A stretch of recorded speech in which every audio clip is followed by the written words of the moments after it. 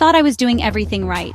I was hitting the gym 4, sometimes 5 times a week, pushing myself through every single set and every rep with focused intensity.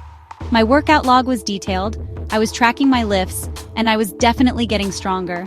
I was eating healthy, or at least what I believed was the pinnacle of a healthy diet.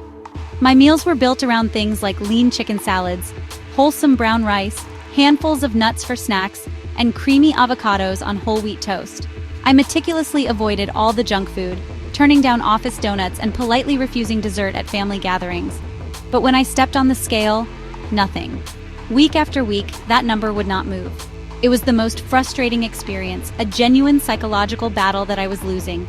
I'd wake up feeling a little bit leaner, a little more optimistic, only to have that hope dashed by the digital display beneath my feet. I started to second-guess everything I was doing. Was my metabolism broken? Was it my genetics? Was I just destined to be stuck at this weight forever? The effort I was putting in felt completely disproportionate to the results I was getting, and honestly, I was on the verge of just giving up entirely. It felt like I was spinning my wheels in the mud, going nowhere fast. It wasn't until I took a step back, put my emotions aside, and decided to approach my situation with a more scientific, evidence-based lens that I finally started to see the cracks in my approach. I realized that my good intentions were being undermined by some fundamental misunderstandings about how fat loss actually works. I was falling into several very common, very sneaky traps that keep millions of people stuck in the exact same frustrating cycle. It wasn't about working harder, it was about working smarter and understanding the underlying principles I had been ignoring for so long. Once I identified these critical mistakes, 5 specific errors in my mindset and my diet, everything changed. It was like a light switch had been flicked on, illuminating the path forward. Suddenly, the process became clear, the results became predictable, and the progress became sustainable. And today, I'm going to share exactly what those 5 fat loss traps were, so you can skip the frustration, the plateaus, and the deep disappointment that I went through. We're going to break down each one so you can build a truly effective approach to fat loss that actually works. The first and arguably most significant trap I fell into was what I call the healthy food calorie trap. This is a subtle but powerful psychological bias where we subconsciously believe that because a food is labeled or perceived as healthy, the normal rules of energy balance don't apply. I was the poster child for this misconception. My diet was packed with nutrient-dense superfoods: almonds, walnuts, chia seeds, olive oil, avocados, quinoa, and dark chocolate. I thought that by choosing these foods over processed junk, I was automatically guaranteeing fat loss. I operated under the assumption that quality was the only variable that mattered. My daily routine was a perfect example of this flawed logic. I'd start my day with a large bowl of oatmeal, but then I'd pile on a huge spoonful of peanut butter, a sprinkle of chia seeds, and a generous handful of mixed nuts. For lunch, I'd have a massive chicken salad, but I'd drown it in a creamy, healthy dressing made with extra virgin olive oil and tahini. My afternoon snack wasn't a candy bar. No, it was a large avocado seasoned with salt and pepper. I felt virtuous eating these things, but I was completely oblivious to the sheer number of calories I was consuming. I was eating a clean diet, but it was also an incredibly calorie-dense one. The concept of the health halo is well documented in the scientific literature. Studies have shown that when a food is marketed as organic or low-fat, people tend to underestimate its calorie content and consume larger portions of it. I was doing this to myself. A handful of almonds is healthy, but 5 handfuls can easily add up to over 800 calories. A tablespoon of olive oil is good for you, but the 4 tablespoons I was using in my salad dressing and for cooking my chicken breast were adding nearly 500 calories I wasn't accounting for. These small, seemingly insignificant additions were accumulating throughout the day, systematically erasing my calorie deficit without me even realizing it. The critical lesson here is that a calorie is a calorie, regardless of its source, when it comes to the simple physics of weight change. While the nutritional quality of food is incredibly important for health, satiety, and body composition, the quantity of food is what dictates energy balance. A calorie deficit is non-negotiable for fat loss.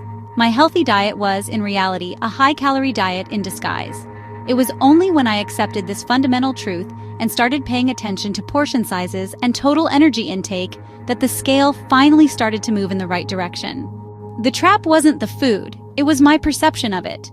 My ignorance of calorie density led directly to the next issue: massive portion distortion. I honestly had no idea what a standard serving size of most foods looked like. When a recipe called for a drizzle of olive oil, I would generously pour it from the bottle, which likely amounted to 3 or 4 times the standard 1 tablespoon serving. A handful of nuts in my mind was whatever I could grab and fit into my palm, not the measured 28-gram serving that's listed on the nutrition label. This disconnect between my perception and reality was a huge source of hidden calories that sabotaged my progress week after week. I remember one specific aha moment vividly. I decided to actually measure my morning scoop of peanut butter for the first time. I always thought I was having about 1 tablespoon. I took out my food scale, put the jar on it, tared it to 0, and then scooped out my usual amount. I was shocked to see the number 52 grams. A standard serving is just 32 grams. I was eating nearly a double serving every single day, which added an extra 150 calories to my breakfast without me even knowing. It seemed small, but that alone adds up to over 1,000 extra calories a week, which is enough to completely halt fat loss for many people. This experience was a wake-up call. I realized I needed to recalibrate my entire understanding of portion sizes. For a few weeks, I committed to weighing and measuring everything I ate. It wasn't about being obsessive or restrictive forever. It was about education.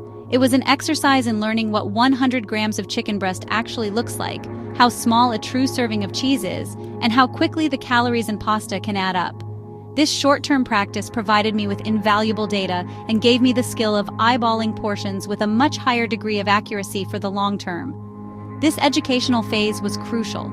It wasn't about creating a rigid, lifelong dependency on a food scale. Instead, it was about dismantling the portion distortion that had been holding me back. By understanding what appropriate portions looked like, I could finally create meals that were both satisfying and aligned with my fat loss goals. I learned that you can still enjoy all those delicious, healthy, calorie-dense foods like nuts, seeds, and oils. You just have to be mindful of the quantity. Control the portion, and you control the calories. This simple shift in practice gave me back the control I had been missing. Once I recognized the dual problems of the health halo and portion distortion, the logical next step was to introduce some form of tracking. For me, this meant using a calorie tracking app on my phone. Now, I know that for some people, the idea of tracking calories can seem tedious, obsessive, or even triggering. And I want to be clear, it doesn't have to be a lifelong sentence. But as a short-term diagnostic and educational tool, it is unparalleled in its effectiveness. For the first time, I wasn't just guessing what I was eating. I had objective data staring back at me from the screen. The initial results were genuinely shocking.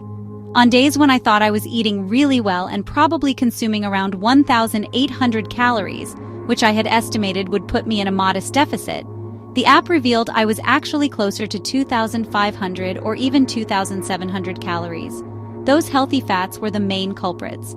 The avocado on my toast, the olive oil in my dressing, the nuts in my snack, and the peanut butter in my oatmeal were adding 1,000 calories or more that I had been completely blind to. Without tracking, I would have continued down that path indefinitely, blaming my genetics or my metabolism instead of my own actions. Tracking did more than just reveal my total calorie intake. It also provided an invaluable education on the macronutrient composition of my diet. I could see exactly how many grams of protein, carbs, and fats I was consuming. This data became the foundation for making intelligent adjustments. I could see that my fat intake was disproportionately high, while my protein intake, as we'll discuss in the next chapter, was often falling short. This allowed me to start making strategic swaps, like reducing the amount of oil in my salad to make room for more chicken breast, which was far more satiating. The goal of this initial tracking phase wasn't to hit my calorie and macro targets with perfect robotic precision every single day. The real goal was to cultivate awareness. It was about moving from a state of unconscious eating to conscious eating. After a few weeks of consistent tracking, I had built a solid mental database of the caloric and macronutrient values of my staple foods. I could look at a plate and make a reasonably accurate estimate of its contents. Tracking, therefore, wasn't a prison. It was the key that unlocked the prison of ignorance I'd been trapped in for so long. Escaping the healthy food calorie trap required a complete overhaul of my mental framework around nutrition. I had to abandon the binary thinking of good foods versus bad foods. This mindset is inherently flawed because it ignores the most important variable in the energy balance equation: quantity. A small bar of chocolate can easily fit into a calorie-controlled diet, while an enormous healthy salad loaded with calorie-dense toppings can single-handedly push you into a caloric surplus. The new framework was based on a simple hierarchy: first calories, then macronutrients, then micronutrients, and food quality. This new model didn't mean I started eating junk food all day. Quite the opposite. I continued to prioritize nutrient-dense whole foods because they are crucial for health, performance, and satiety. However, I now understood that these foods had to fit within my total daily calorie budget, which I had established based on my goals. This approach is often referred to as flexible dieting or IIFOYM, if it fits your macros. It provides a beautiful balance of structure and flexibility, allowing for the inclusion of all foods in moderation while ensuring you remain in the necessary energy deficit for fat loss. Practically, this meant building my meals more intentionally. I would start by determining my protein source, a non-negotiable component for reasons we'll explore next. Then, I would add a large volume of fibrous vegetables for micronutrients and satiety. Finally, I would allocate my remaining calories to carbohydrate and fat sources, using my food scale to ensure the portions were appropriate. A salad was no longer just a pile of greens with random toppings. It was, for example, 150 grams of grilled chicken, 200 grams of mixed leaves, and a measured 15 grams of an olive oil-based vinaigrette. It was calculated, controlled, and effective. This new framework was incredibly liberating. The frustration of the plateau was replaced with the confidence of predictability. I was no longer a victim of the scale. I was in the driver's seat. I understood that as long as I controlled my total energy intake, I would see results. This knowledge allowed me to navigate social situations with ease, enjoy treats without guilt, and build a sustainable lifestyle that wasn't based on extreme restriction. By understanding that healthy doesn't mean calorie-free, I finally escaped the first and most deceptive fat loss trap. After solving the calorie puzzle, I uncovered the second major flaw in my old approach. I was severely under-eating protein. Looking back at my old food logs through the lens of my new tracking app, it was glaringly obvious. While my diet was full of healthy fats and complex carbs, protein was often just an afterthought. A typical day might have included a small amount of chicken in my salad or a scoop of Greek yogurt, but the total intake was consistently falling short of what the scientific literature recommends. This lack of protein had a direct impact on my day-to-day experience. I was always hungry. I would eat my carb and fat-heavy lunch and feel full for maybe an hour, but soon after, the cravings would start to creep back in. This persistent hunger made sticking to my intended calorie target feel like a constant uphill battle. It was a battle of willpower that I was frequently losing, leading me to grab for another healthy snack, like a handful of nuts, which would push my calories over the edge. I was confusing the feeling of being full with the state of being satiated. The science on this is incredibly clear. Of the three macronutrients, protein is by far the most satiating.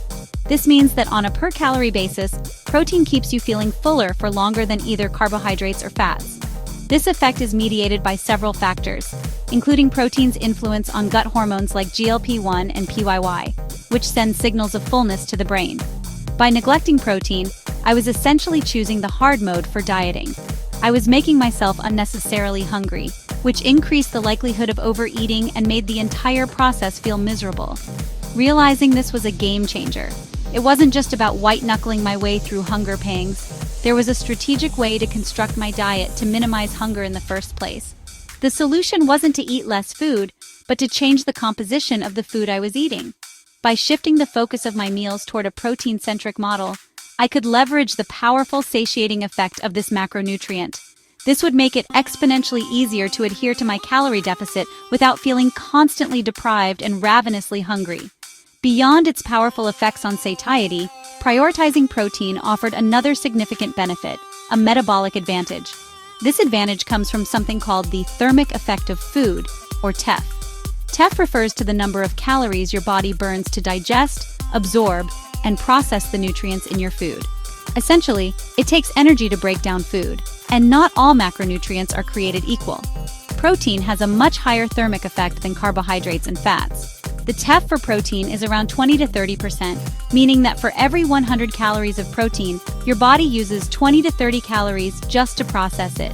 In comparison, the TEF for carbohydrates is about 5 to 10%, and for fats, it's even lower, at just 0 to 3%. This means that by simply shifting calories from fats and carbs to protein, you can increase your total daily energy expenditure without moving a single extra muscle. Let's consider a practical example.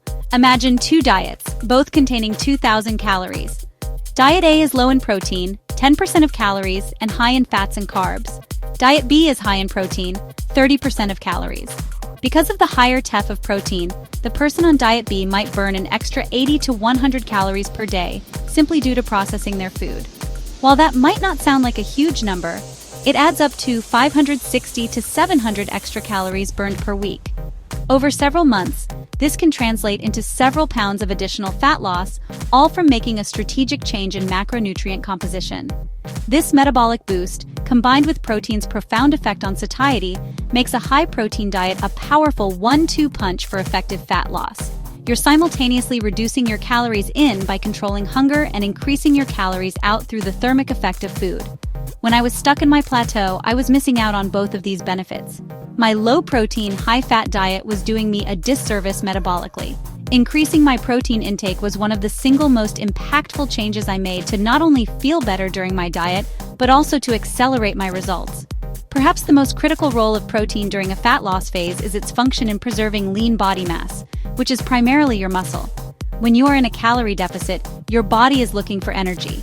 While we want it to primarily use stored body fat for fuel, it can also start breaking down muscle tissue through a process called gluconeogenesis. This is something we want to avoid at all costs. Losing muscle is detrimental not only to your strength and physique, but also to your metabolism, as muscle is more metabolically active than fat. A high-protein intake, combined with resistance training, sends a powerful signal to your body to preserve, and in some cases even build, muscle tissue, even while you are losing total body weight. The amino acids from the protein you eat provide the building blocks your muscles need to repair themselves after a workout. Without an adequate supply of these amino acids, your body is in a net catabolic state, and you will inevitably lose muscle along with fat. This is why you often see people who lose weight through diet alone end up looking skinny fat. They've lost both fat and muscle. My goal was never just to be a smaller version of myself. It was to improve my body composition. I wanted to lose fat while retaining the muscle I was working so hard for in the gym. Realizing my low-protein intake was putting my muscle mass at risk was a horrifying thought. All those hours spent lifting weights could be partially negated by my poor nutritional strategy. This realization solidified the need to make protein the cornerstone of my diet. I was no longer just eating for weight loss. I was eating to protect my hard-earned muscle. The scientific consensus recommends a protein intake of around 1.6 to 2.2 grams per kilogram of body weight, or about 0.7 to 1.0 grams per pound for active individuals. When I calculated my numbers, I found I was often eating less than half of this recommended amount. Doubling my protein intake was a priority. The third major trap that kept me spinning my wheels, both literally and figuratively, was relying almost exclusively on cardio for fat loss. I was fully subscribed to the idea that the more I sweat, the more I ran, the more fat I would burn. My weekly routine was a testament to this belief: hours spent on the treadmill, the elliptical, and in high-intensity cardio classes. I genuinely thought that the key to unlocking a leaner physique was to simply outrun my diet. The display on the machine showing calories burned became my primary metric for a successful workout, a number I would chase relentlessly, believing it was the most important variable in my fat loss equation. This mindset is incredibly common, and it's perpetuated by a fitness culture that often glorifies grueling, sweat-drenched cardio sessions as the pinnacle of effort. We see it in movies, in marketing, and it's an easy concept to grasp: move more, burn more. So I would push myself to go longer, faster, trying to rack up as many burned calories as possible. The problem was, despite my exhaustive efforts, the changes I saw in the mirror were minimal and disproportionate to the sheer amount of work I was putting in. I was getting fitter from a cardiovascular standpoint, sure, but my body composition wasn't changing in the way I had envisioned. The scientific reality, which I was slow to accept, is that while cardio does burn calories, its direct impact on fat loss is often overestimated. The number of calories you burn during a 30 or 60-minute session is significant, but it can be easily negated by a small dietary indulgence. This creates a frustrating cycle where you feel like you have to constantly earn your food or burn off what you ate. This transactional relationship with exercise is not only mentally draining, but also unsustainable in the long run. It positions exercise as a form of punishment for eating rather than a tool for building a stronger, more capable body.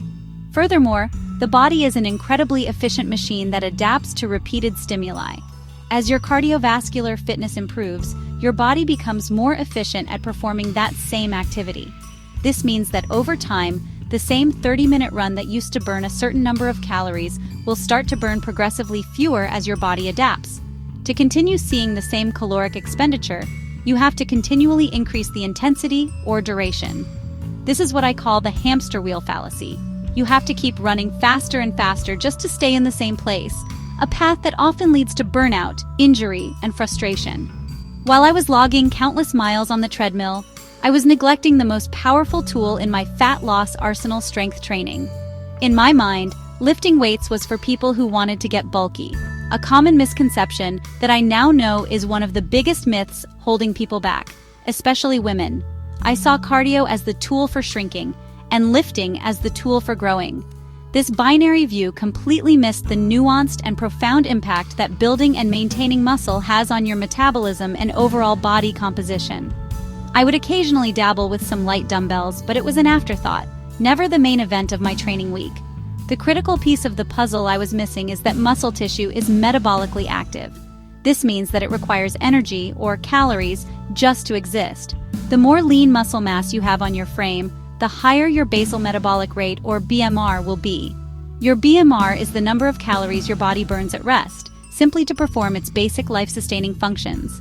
By prioritizing cardio over strength training, I was missing out on the opportunity to fundamentally increase my body's baseline calorie burning capacity 24 hours a day, 7 days a week, even while I was sleeping or sitting at my desk.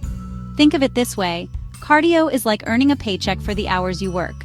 The moment you clock out, you stop earning. Strength training, on the other hand, is like investing your money in an asset that generates passive income. The muscle you build continues to work for you, burning extra calories around the clock, long after you've left the gym.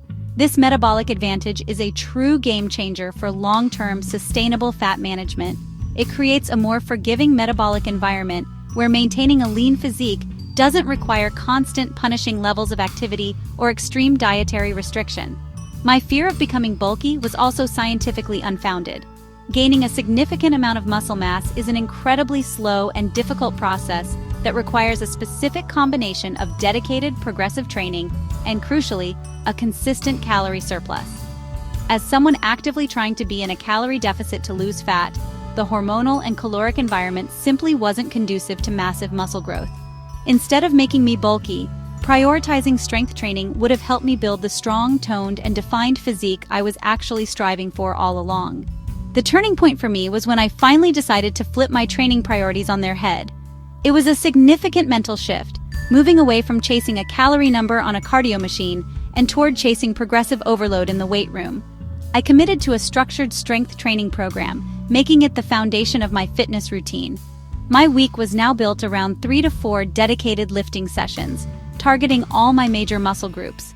Cardio didn't disappear entirely, but it was relegated to a supporting role, a tool for cardiovascular health and some extra calorie expenditure, rather than the main driver of my fat loss. This new approach felt different immediately. Instead of leaving the gym feeling depleted and exhausted, I started leaving feeling powerful and accomplished. My goals shifted from how long can I endure this, to can I lift a little heavier, or do one more rep than last week. This focus on performance and strength was incredibly empowering and far more motivating than simply watching a clock count down. I was building my body up, not just trying to wear it down. This psychological shift from a subtractive mindset to an additive one was just as important as the physiological changes that were beginning to take place. The changes in my body composition were unlike anything I had achieved with cardio alone. As I got stronger and built more lean muscle, I started to notice that I was losing inches and looking leaner, even when the number on the scale didn't move dramatically at first.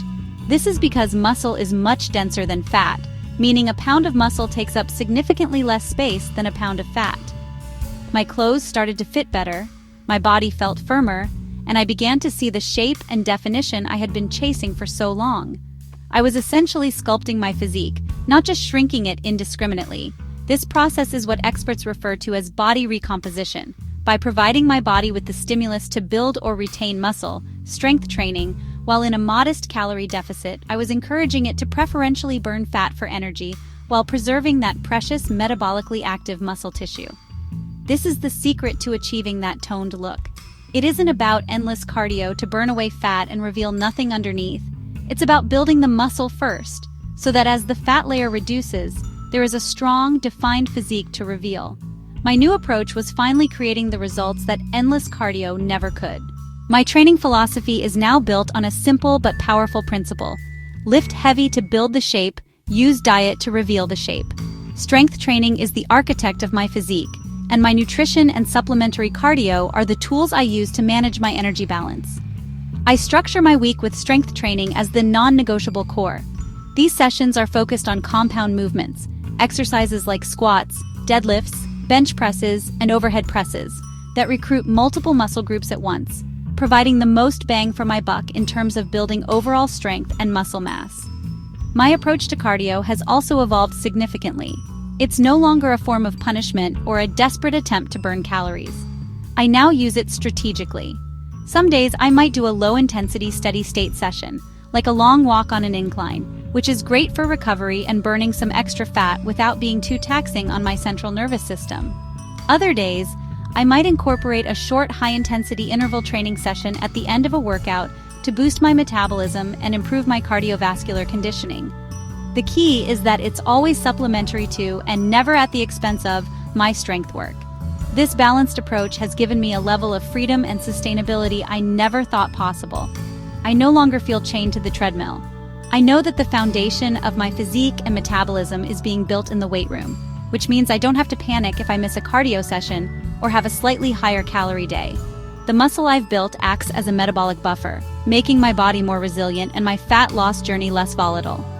Exercise has transformed from a chore I had to endure into a passion I get to pursue, focused on the joy of getting stronger and more capable. For anyone stuck on that cardio hamster wheel, my advice is to take a step back and reevaluate your priorities. Don't be afraid to lift weights, and don't be afraid of getting stronger. Start by dedicating just 2 or 3 days a week to a full-body strength training routine. Focus on learning proper form and gradually increasing the weight you're lifting. I promise you, shifting your focus from simply burning calories to building strength is the most effective and empowering change you can make. It was the key that unlocked not just a different body, but a completely different and healthier relationship with exercise. All right, let's dive into the fourth trap, and this one is arguably the most insidious because it's entirely mental, yet it has profound physical consequences. I'm talking about the all-or-nothing mindset. For years, this was my default operating system. My week would start on Monday with a declaration of war on fat. Every meal was perfectly prepped, every workout was scheduled down to the minute, and I was, for all intents and purposes, the perfect dieter. I would follow my plan with military precision, feeling a sense of control and righteousness. It felt powerful, like I was finally taking charge and nothing could stop me from reaching my goal this time. The problem with perfection is that it's a fragile state. The slightest deviation from the plan felt like a catastrophic failure.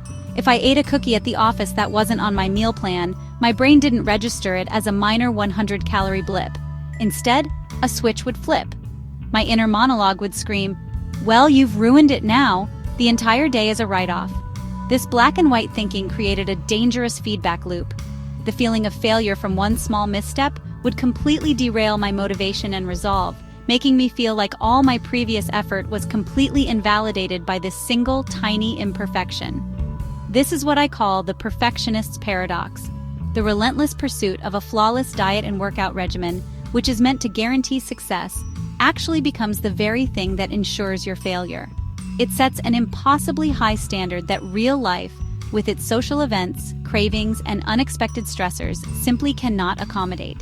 Instead of building resilience, it fosters rigidity. When the plan inevitably breaks, which it always will, you don't just bend, you shatter. The psychological weight of perceived failure becomes too heavy, leading not to a minor course correction, but to a complete abandonment of the entire plan. So, the all-or-nothing approach doesn't just mean you're either on your diet or off it. It means you're constantly oscillating between two extremes, a state of unsustainable, white-knuckled restriction and a state of guilt-ridden, uncontrolled indulgence. There's no middle ground, no room for moderation, and therefore no possibility for long-term sustainable progress. This mindset kept me trapped in a cycle of starting over every single Monday, believing that this time, this week, I would finally be perfect enough to succeed. It was an exhausting and demoralizing way to live. The all-or-nothing mindset is the direct precursor to the classic restrict-binge cycle, a pattern that so many people, including my past self, know all too well. It begins with the all-phase extreme restriction. I would cut out entire food groups, convinced that carbs were the enemy, or that sugar was a poison I had to eliminate completely.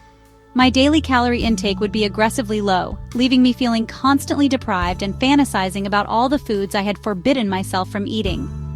This period of intense control felt productive, but it was essentially winding up a psychological spring to its absolute breaking point. Eventually, that tightly wound spring has to snap. This is the nothing phase. It could be triggered by something as small as a stressful day at work, or seeing a tempting food advertisement. The moment I deviated, the floodgates would open. Since I had already failed for the day, my brain rationalized that I might as well go all out. This wasn't just having a slice of pizza, it was ordering the entire large pizza, with sides, and eating until I felt physically ill.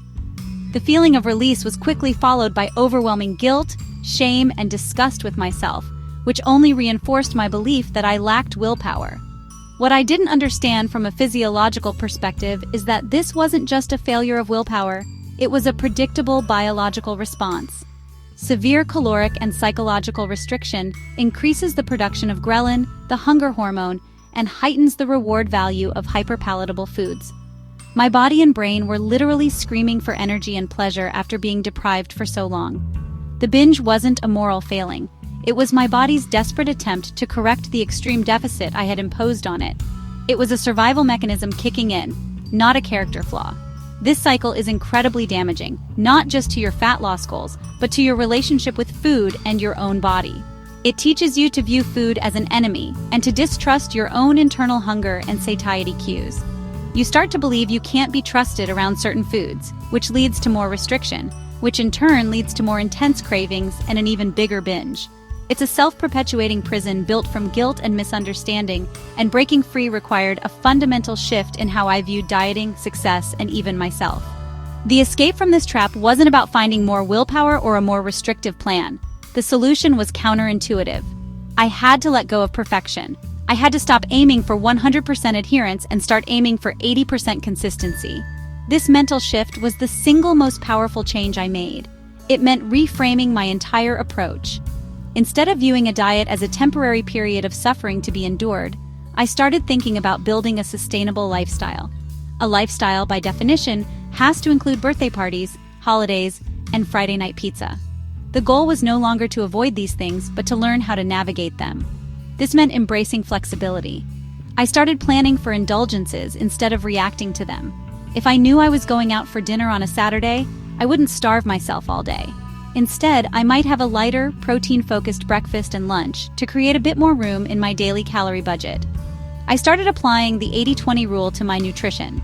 80% of my calories would come from nutrient-dense whole foods that supported my goals, and 20% could be reserved for those soul foods that I simply enjoyed.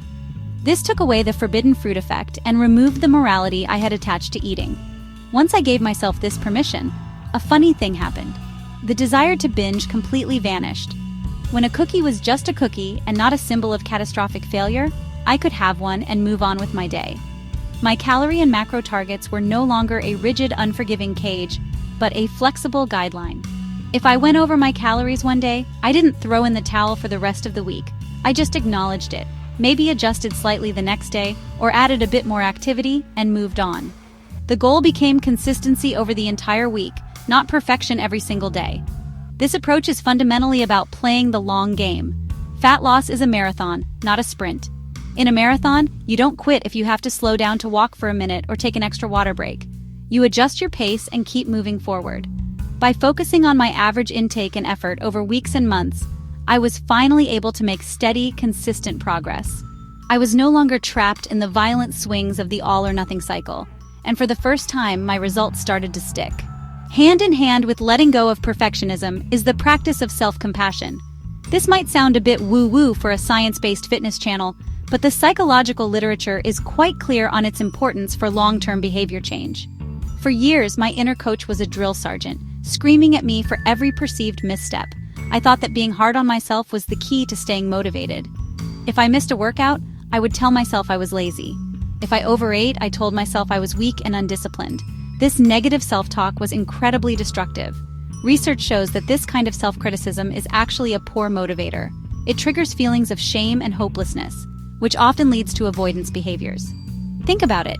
If you feel terrible about yourself after eating a piece of cake, are you more likely to get back on track with a healthy meal? Or are you more likely to think, "What's the point?" and continue eating out of emotional distress? For me, it was always the latter. The shame spiral was a direct path to self-sabotage, not a catalyst for positive change.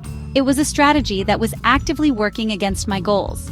Adopting a self-compassionate approach means treating yourself with the same kindness and understanding you would offer a friend who is struggling. It means acknowledging that you are human, and that setbacks are a normal and expected part of any challenging journey. When I missed a lift or went over my calories, I started changing my inner monologue. Instead of, "You idiot, you ruined everything," it became, "Okay, that wasn't ideal, but it's not a big deal in the grand scheme of things. What can I learn from this, and what's the plan for the next meal or the next workout?" This shift from self-criticism to self-coaching was transformative. It allowed me to bounce back from setbacks instantly instead of letting them derail me for days or weeks. It preserved my mental energy and motivation for what actually mattered, getting back to the consistent habits that drive results. It's not about making excuses or letting yourself off the hook. It's about responding to failure with a problem-solving mindset rather than a self-destructive one. This resilience is the true secret to long-term success in fitness and, frankly, in life. This brings me to the fifth and final trap, which is really the master key that unlocks everything else. It's the trap of ignoring the fundamental why behind fat loss. I was so caught up in the how, eating clean foods, doing specific workouts, following complicated rules, that I completely missed the underlying principle that governs it all. And that principle, supported by overwhelming scientific consensus and the laws of thermodynamics, is the calorie deficit. Simply put, to lose body fat, you must consistently expend more energy or calories than you consume. It's the first principle of energy balance. For years, I operated under a cloud of misconceptions. I thought that as long as I ate clean foods like chicken, broccoli, and brown rice, the fat would just melt off. I believed there were good foods that magically burned fat and bad foods that instantly stored it. This led me to fall for the traps we've already discussed. I would overeat healthy but calorie-dense foods like nuts and olive oil. I would prioritize cardio because it burned fat. And I would demonize certain foods, creating that all-or-nothing mindset. All of these mistakes were symptoms of a deeper problem. I didn't understand the core mechanism. Understanding the concept of a calorie deficit was like being given a map after wandering lost in the woods for years. It clarified everything. It explained why my previous efforts had failed and why certain strategies worked. It wasn't the cleanliness of the food that mattered for fat loss, but the total calories. It wasn't that cardio was useless, but that its contribution to the calories outside of the equation was often overestimated. It wasn't that protein was magical, but that its high thermic effect and satiety helped me maintain a calorie deficit more easily. This realization was incredibly empowering because it shifted the focus from arbitrary rules to a concrete, measurable target. It meant that no single food could make me fat, just as no single food could make me lean. An apple has calories. A donut has calories. As long as the total sum of those calories put me in a deficit for the day, I would lose fat. This principle provided a framework that allowed for flexibility, control, and most importantly, a clear understanding of what I was actually trying to achieve on a physiological level. Let's connect the dots and see how each of the previous 4 traps was, in reality, just a different way of preventing me from maintaining a consistent calorie deficit. It's crucial to see this link, because it shows how all these seemingly separate issues are interconnected by the principle of energy balance. When you fix the root cause, the lack of a deficit, the symptoms often resolve themselves.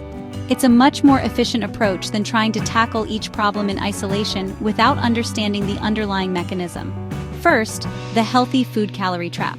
By eating unlimited amounts of calorie-dense foods like avocados, nuts, and coconut oil, I was unknowingly consuming a caloric surplus.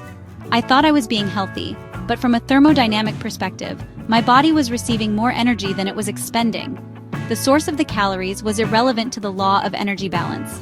A surplus is a surplus, and my body dutifully stored that excess energy as fat. My clean diet was sabotaging my deficit without me even realizing it, all because I ignored the caloric numbers. Second, not prioritizing protein. A low-protein diet left me feeling constantly hungry and unsatisfied. This perpetual hunger made it incredibly difficult to adhere to a reduced calorie intake. I was always searching for the next meal or snack, which inevitably led to overeating and erasing my deficit. By switching to a high-protein approach, I increased satiety, which naturally helped me control my overall calorie intake and maintain the deficit with far less effort and mental struggle. It made the deficit feel sustainable rather than like a state of starvation. And finally, the combination of relying on cardio and the all-or-nothing mindset. I would perform hours of cardio thinking I was creating a huge deficit, but then my all-or-nothing thinking would lead to a weekend binge that would completely undo all of that work in a single evening. One massive, uncontrolled meal can easily wipe out the calorie deficit created by several days of dieting and exercise. All these mistakes were different roads leading to the same destination, a failure to consistently achieve and maintain a net negative energy balance over time. Once I truly grasped that the calorie deficit was the ultimate driver of fat loss, it paradoxically gave me more freedom with my food choices, not less. Before, my diet was governed by a long list of good and bad foods. I lived in fear of carbs, sugar, and processed foods, believing they were inherently fattening. This new understanding liberated me from that nutritional dogma. I realized that the context of the overall diet is what matters. A donut isn't bad.